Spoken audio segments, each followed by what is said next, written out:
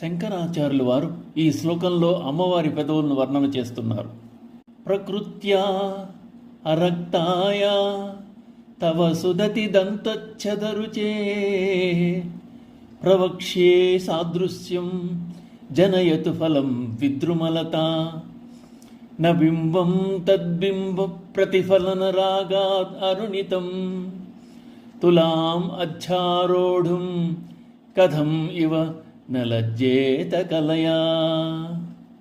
అమ్మ, చక్కని పొలవరుస గలదానా సుదతి, స్వాభావికంగా ఎర్రనైన నీ పెదవుల కాంతికి పోలికని చెప్పాలంటే ఏమీ దొరకదు.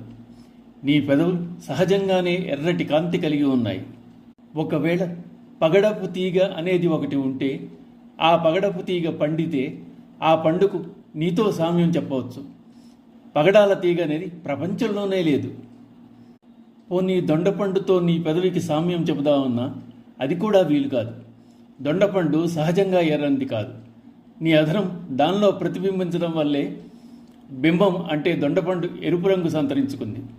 దొండపండు నీ పెదవుల్లో పదారోపాలు కూడా చేయదు. అందుచేత నీతో సామ్యం పొందడానికి సిగ్గుపడుతోంది తల్లి అంటున్నారు శంకర్లు.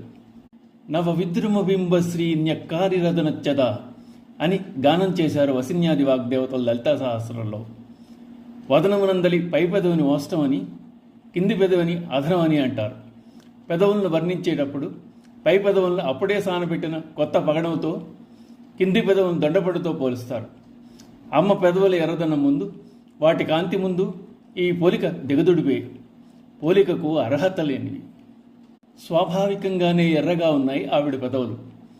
నిజారుణ ప్రభాపూర మధ్య బ్రహ్మాండ మండల. అమ్మవారి ఎర్రదనంలో బ్రహ్మాండం అంతా మునిగింది. అందుకే అమ్మ అరుణవర్ణానికి దొండపండు ఎరుపెక్కింది. అదీగాక కాయ పండుగా మారి రాలిపోయే ప్రకృతి స్వభావం గల దొండ ఎక్కడ? ప్రకృతికి అతీతంగా మృదుత్వము లాలిత్యము కలిగిన అమ్మవారి అధరం ఎక్కడ? అమ్మది అద్వితీయ సౌందర్యం. ప్రకృతి సిద్ధమైన ఏ వస్తువు ఆమె సౌందర్యంతో పోలికకు తగదు. అమ్మవారి పెదవులు రెండు నోటికి వాతెర అనగా తెరలుగా ఉన్నాయి. పెదవులను గురించి వర్ణించినప్పుడు పలువరుసను వర్ణించడం సులభం. అది పద్ధతి కూడా. అమ్మ సుదతి, మంచి పలువరుసలు కలది. అమ్మవారి పెదవులు వాగ్వాదిని మంత్రంతో బీజాక్షరములతో కూడుకున్నవి, నిగూఢమైనవి. శ్రీ మాత్రే నమః.